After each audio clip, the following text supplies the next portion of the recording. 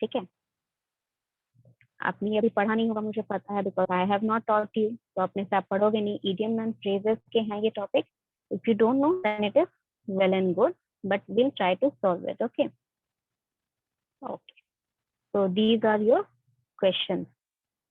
This is your question. Take a look at this. आपको बताना क्या है? You have to find the similar meaning of what? Grandian knot, Jordian knot, sorry, Jordian knot का आपको meaning, ये idiom या phrase है जो यूज होता है, and you have to find the meaning of it.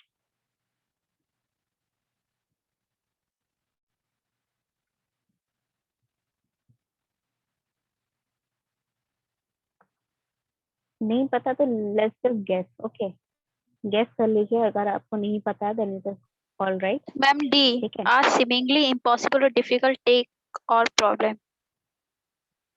Okay चलिए, ये तो आपने बता दिया बहुत specific. If anyone else would like to try their luck?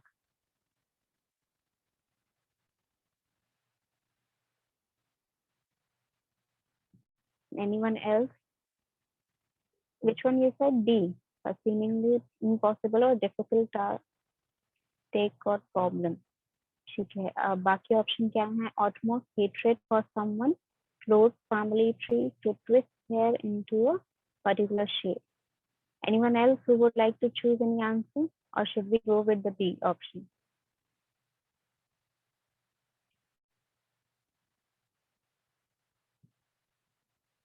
Sunny, Rajneesh, आप दोनों में से कोई और आंसर करेगा, या we will go for the answer, find out the answer of the question?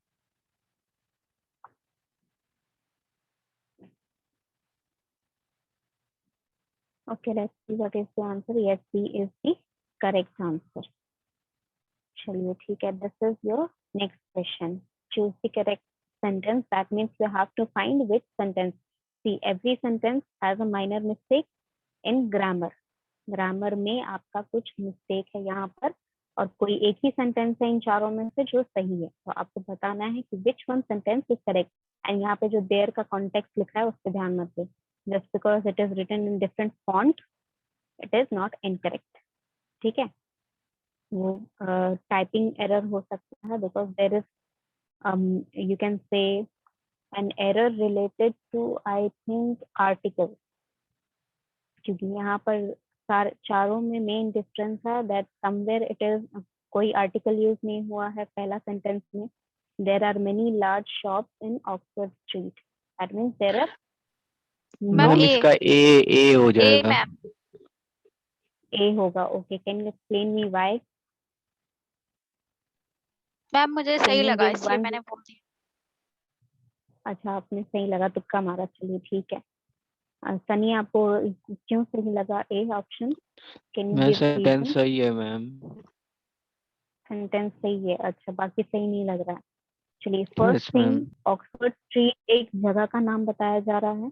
ठीक है, तो Oxford street is something that is very famous, and even we people who have not visited can tell कि Oxford street एक जगह का नाम है। ठीक है, तो तो बिल्कुल नहीं लगेगा, because it is a known place. Okay, and नहीं लगेगा, क्यों नहीं लगेगा? Because it still represents a single identity with you can not without any specification, मतलब कोई स्पेसिफिकेशन नहीं है, जबकि स्पेसिफिकली पता है कि ऑक्सफोर्ड स्ट्रीट क्या है। तो द हो सकता है, या फिर कोई भी आर्टिकल नहीं हो सकता है। so let's see which one is correct। okay, A1 is correct। क्यों करेक्ट हुआ पता चला? जैसे कि मैंने कहा, ए और एन तो इसीलिए नहीं लगेगा क्योंकि यहाँ पर स्पेसिफिक पर्टिकुलर ऑक्सफोर्ड स्ट्रीट की बात की जा रही है।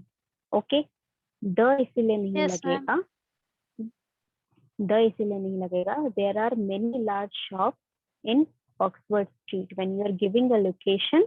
ठीक है, आप जब लोकेशन बोल रहे हैं, द आप ऑक्सफोर्ड स्ट्रीट अगर बोलेंगे, ठीक है, जैसे कि अगर मुझे बोलना है कि let's say if I'm telling you something about the states of India, ठीक है, तो states जब आता है तब आप द लगा रहे हैं, but if I'm representing one state with the name, ठीक है, महाराष्ट्र is a state, वहां पे the Maharashtra is not a state, मतलब वो इज द स्टेट नहीं लगेगा, ठीक है। क्यों नहीं लगेगा वो रूल्स आपको अभी पता चल जाएंगे, आर्टिकल की जो मैं फाइल भेजूंगी उसमें ये स्पेसिफाई किया हुआ है, so we will discuss that okay in detail. चलिए next is your this one question. यहाँ पर तो ये वाला तो सिंपल होना चाहिए, you just have to put an preposition in this sentence. We are sorry dash your About. about. Okay, चलिए Sunny is Ma'am, saying four. about, Imran is Four, ma'am. for. Four. Okay, Ruchi is saying for, Sunny is saying about. Rajni, do you want to give an input in this? Shrishti, do you want to give an input in this question? यहाँ पर आपको preposition लगाना है इस sentence में, we are sorry dash your misfortune. Sunny is saying about, Ruchi is saying for.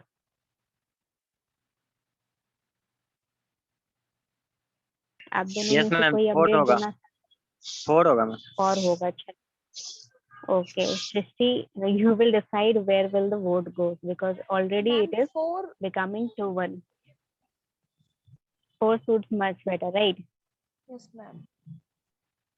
चलिए ठीक है, let's see which one is correct and why is this correct, I will tell you that.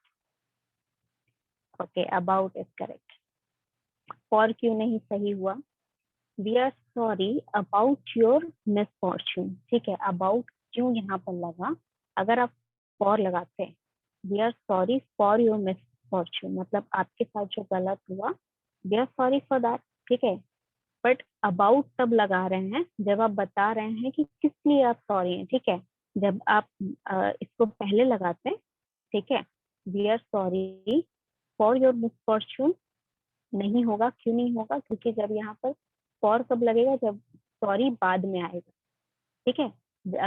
अगर जो आपका sentence होता वो आपको बता रहा होता कि you are having some misfortune and we are sorry for that, we are sorry for that, ठीक है, वो सही है।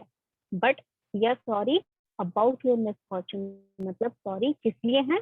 About your misfortune. जैसे I want to talk to you about articles, right, about articles मतलब उसके बारे में मुझे आपसे बात करनी है।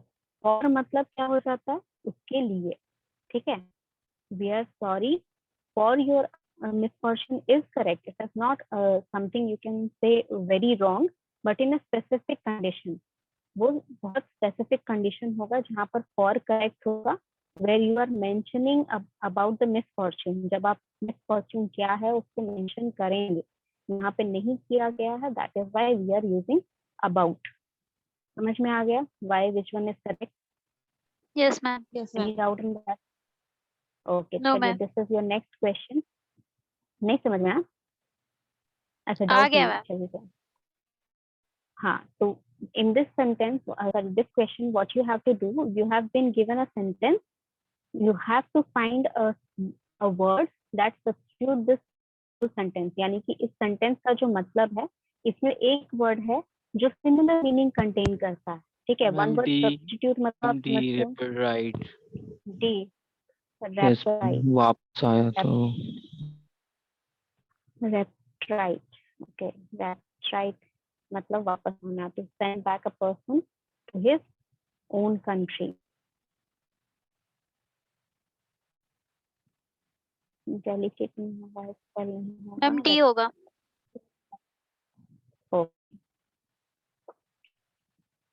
चलिए let's see which one is correct. Okay, right is correct. Expedite मतलब वापस बुलाना, when you are asking to come, ठीक है, तब वहां पर हो जाएगा कि आप बुला रहे हैं, तब एक्सट्राइट।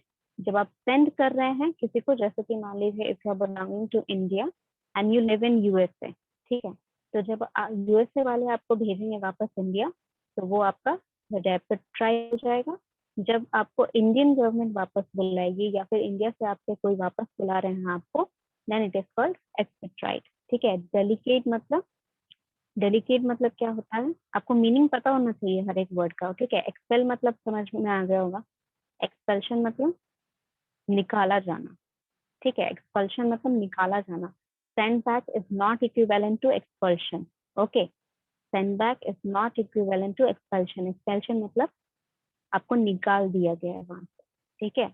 You have been removed from that country, or you have been like what you can say, you are forced to send back to that country, your own country, ठीक है. वो expulsion is something जहाँ पर आप institute से निकाले जाते हैं, या आप जो अभी पढ़ने कॉलेज से निकाल दिया गया, वो एक्सपल्शन होता है, ठीक है.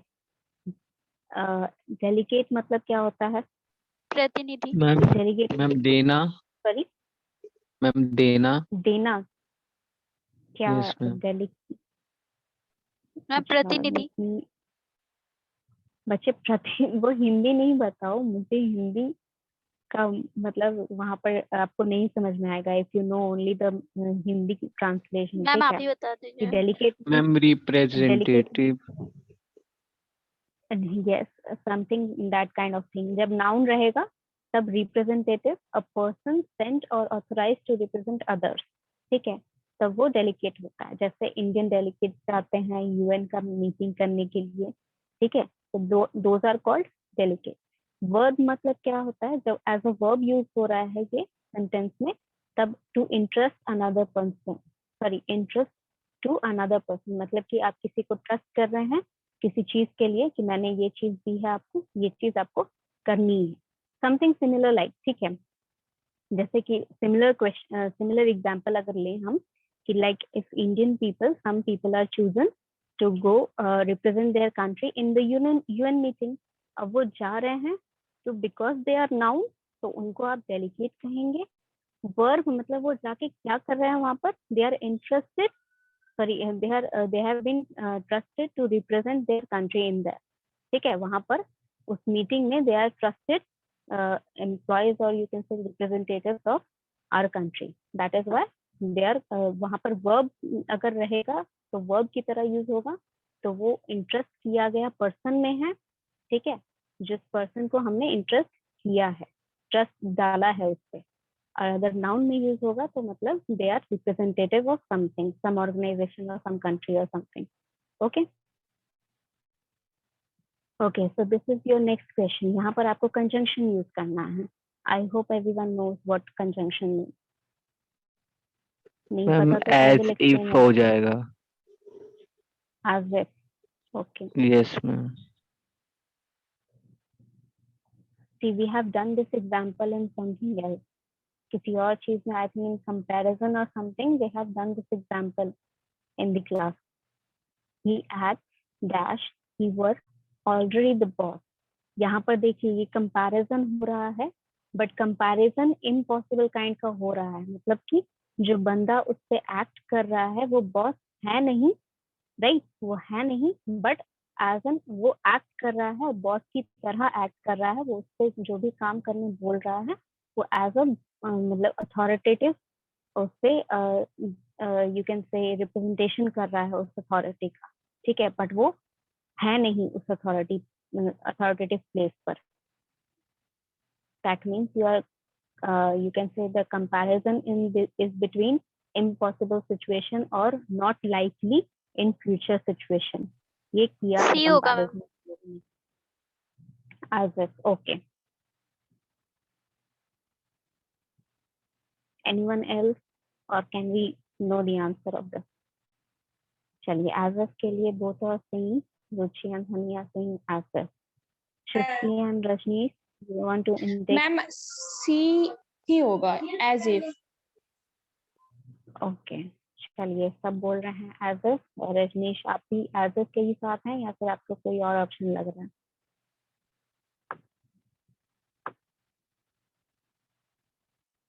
Okay, let's see what the answer is. Answer is as if. As if क्यों लगा? एज इफ क्यों लगा? Because of the same situation that I explained before, कि यहाँ पर जो कंपैरिजन हो रहा है वो मतलब ऐसा कंपैरिजन हो रहा है जो रियलिटी में है नहीं. You are just comparing based on the behaviour of some person और something that you assuming. You are assuming, ठीक है, यहाँ अज्यूमशन हो रहा है, यहाँ पर उनके बिहेवियर के साथ लेकर कंपैरिजन किया जा रहा है. ये एक्चुअल कंपैरिजन नहीं है, राइट, ये एक्चुअल कंपैरिजन नहीं है. He is acting as if he was already the boss. That means he has not become the boss, but he is starting showing his authority over others. Understood? Yes, ma'am. चलिए next question है आपका. Select the word that is mostly near opposite in the meaning of the capital letter. Okay, this word, इस word ma'am का सी हो आपको ये जाएगा. सारे मैम यस Opposite एथेंटिक हो जाएगा सी. okay. Hearsay का opposite हो जाएगा authentic. What is the meaning of authentic? Ma'am Authentic reliable. मतलब क्या होता है? Ma'am reliable. Reliable. Yes ma'am. Okay. Precious का मतलब तो आपको पता है. Precious मतलब something expensive or something very lovable to कीमती. you. ठीक है. Yes, ma'am. Estimate मतलब क्या होता है? लगभग. कोई चीज का कितना आपने you can say the degree of something. ठीक है. कितना काम किया, कितना रेट बढ़ा, something like estimate you are making. Indecent. Indecent मतलब not decent, right? यहाँ पर आप लोग बोल रहे हैं authentic. Does anyone else want to answer this question or can we go see which one is the correct answer? Hearsay का मतलब पता होगा किसी को? Hearsay का क्या मतलब होता है?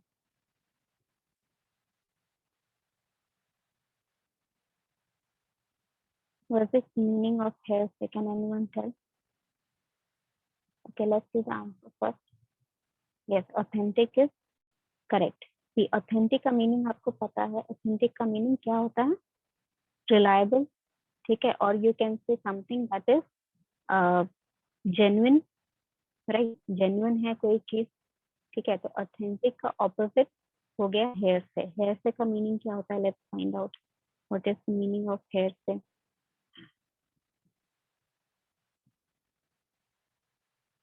Hearsay means rumor,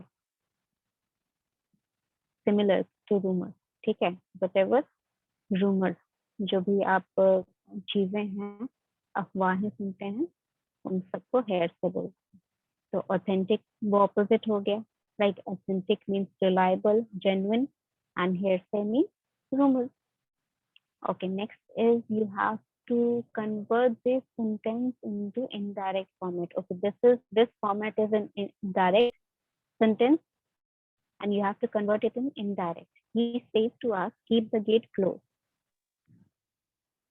ma'am C हो जाएगा इसका. इसका आपको indirect यानी मैम यस he सी होगा. says yes that we ma'am. are to keep the gate gate closed. Close. Yes ma'am. Okay.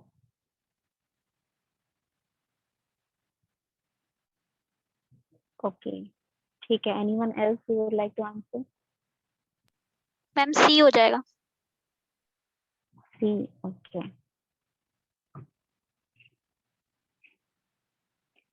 See, first thing is यहाँ पर जो रहता है statement आपका direct में, ठीक है. In most of the cases, indirect में it has converted into past tense. ठीक है. Past tense में आपका conversion हो जाता है when you are choosing the indirect option of the sentence. So C is the correct answer. He says that we are to keep the gate closed. यहाँ पर convert नहीं हुआ. क्यों नहीं हुआ? Because this statement is something that has to be repeated. यहाँ पर एक काम बोला जा रहा है जहाँ पर repetition होना चाहिए. समझे कि गेट जो है आपको हमेशा क्लोज रखना है. दैट मीन्स कि ये काम बार बार हो रहा है. अब ऐसा तो नहीं है कि गेट क्लोज रखेंगे तो कोई आ रहा है जा रहा है उसको आने नहीं देंगे, जाने नहीं देंगे, राइट. वो खुलेगा लेकिन फिर बंद हो जाएगा. That means work that is being done in this sentence is that keeps on repeating itself. ठीक है. इसीलिए यहाँ पर नहीं चेंज हुआ. बट समथिंग यहाँ पर अगर मान लीजिए कि कोई ऐसा सेंटेंस होता जहाँ पर कोई एक वर्ब होता, कोई काम हो रहा होता जो हो चुका है या फिर जिसके बारे में चर्चा चल रही है, ठीक है. Like the government are saying that we should increase the taxation on certain items. Okay, तो दैट इज द कंटिन्यूस. ठीक है, वो कंटिन्यूस में चल रहा है. तो जब वैसा स्टेटमेंट इनडायरेक्ट में कन्वर्ट होगा वो बेसिकली पास्ट टेंस में हो जाएगा। ठीक है, यहाँ पर आर इसीलिए लगा है because this statement is being repeated itself. The word that is being expressed in this sentence is repeating itself. समझ में आ गया? Any doubt Yes, in ma'am. this? Yes, ma'am. चलिए 8 number question is I remember them taking me to the zoo. Correct passive. Okay, C this हो sentence जाएगा is ma'am. an active and you have to change Ma'am, it C. passive form. I remember to the zoo. Okay, let's see what is the correct answer. I remember being taken to the zoo. यहाँ पर जब change होता है then remember not basically यहाँ पर आपने जब rule पढ़े होंगे पैसिव टू एक्टिव कन्वर्शन, अगर आपने पढ़ा है कभी तो कहीं कहीं क्या लिखता है कि sometimes the place of object and subject changes in the passive active conversion. ठीक है, पैसिव एक्टिव के कन्वर्शन में आपको सब्जेक्ट जो है और ऑब्जेक्ट जो है वो प्लेस चेंज हो जाता है, but when you are using I in the sentence, ठीक है, I remember them taking me to the zoo. यहाँ पर आपका जब I आ रहा है कि I remember, तो I remember आपका ऐसे ही का ऐसे ही रहेगा। ठीक है, ये जो बाकी सेंटेंस है them taking me to the zoo, ठीक है, this will be changed into your passive form। ठीक है, passive form मतलब यहाँ जो काम हो रहा है, ठीक है, आपको याद है कि मुझे लेके गया था zoo। ठीक है, मुझे लेके जाया गया था जो being taken मतलब ये देखिए यहाँ पर दोनों सेंटेंस है, you can get confused by this। I remember them taken to the zoo by them। ठीक है, तो remember them taken, ये जो them है, them यहाँ नहीं आना चाहिए।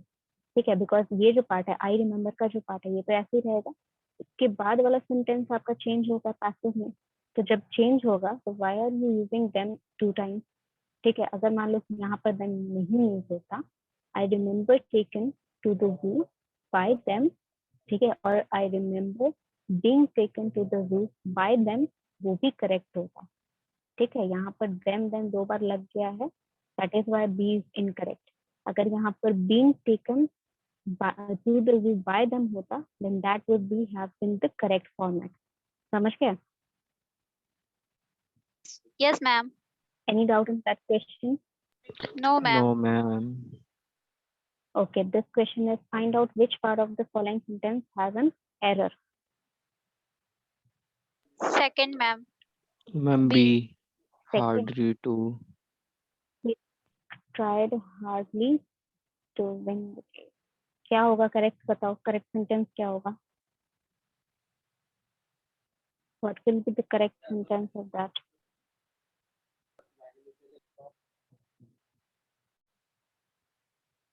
क्या होगा आपका करेक्ट सेंटेंस यहाँ पर?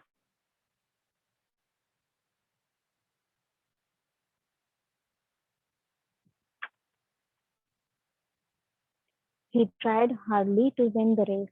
ठीक है, hardly to आपको गलत लग रहा है तो करेक्ट क्या होगा? He tried.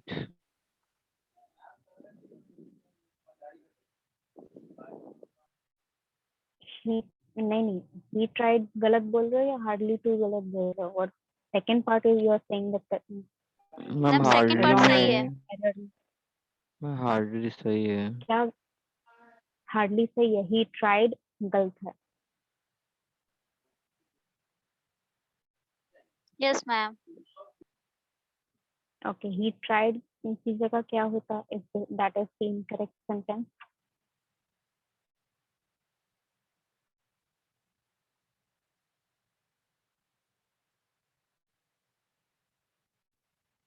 अगर आप बोल रहे हो कि tried गलत है तो what will be the correct answer? If you are saying कि hardly गलत है तो what will be the correct sentence? Ma'am sentence में एरर बताना है Correct। ना पहले। हाँ तो एरर क्यों एरर है वो भी तो पता होना चाहिए, क्यों एरर है तो पता रहेगा तभी तो आप करेक्ट सेंटेंस बता पाओगे। Hardly. Why is Ma'am, that it should be incorrect? hard, not ये error- hardly. Yes, that's correct। Hard होना चाहिए, हार्डली नहीं होगा। let's see the answer. See, B1 is the correct option. He tried hard to win the race. जब आप tried लगा रहे हैं तो यहाँ hardly नहीं होगा, hard होगा. Okay, he tried hard to win the race. Okay, this one is your 10th question. अच्छा, इसके बाद भी है. चलिए 10th question तक कर लेते हैं. Then we'll discuss it in next class. The other questions. In which of the following sentences the use of idiom at 6 and 7 is not inappropriate? अच्छा, at 6 and 7 का meaning तो आपको पता नहीं होगा. We have not done the idiom. So let's skip this one. ठीक है. अच्छा, ये questions जो हो गए, ये क्वेश्चंस में अगर मुझे नहीं लगता कि किसी को डाउट होगा, but if you are having any doubt you can ask me later on. Plus I will be giving you today itself the adverb file also, exercise for the adverb file. वो भी आपको solve करनी है and before the end of the next week. ठीक है, दिवाली की छुट्टियां हैं, उसके बाद आपको अगर नहीं भी रहेंगी तो दिवाली के बाद आपको मुझे बिफोर 15th आपको दोनों फाइल करेक्ट करके मतलब बना के मुझे देनी है. Verb exercise also, your adverb exercise also, और एडजेक्टिव की भी फाइल मेरे पास नहीं आई है. So you have to solve all the 3 exercises and you have to send me the answers also. Okay.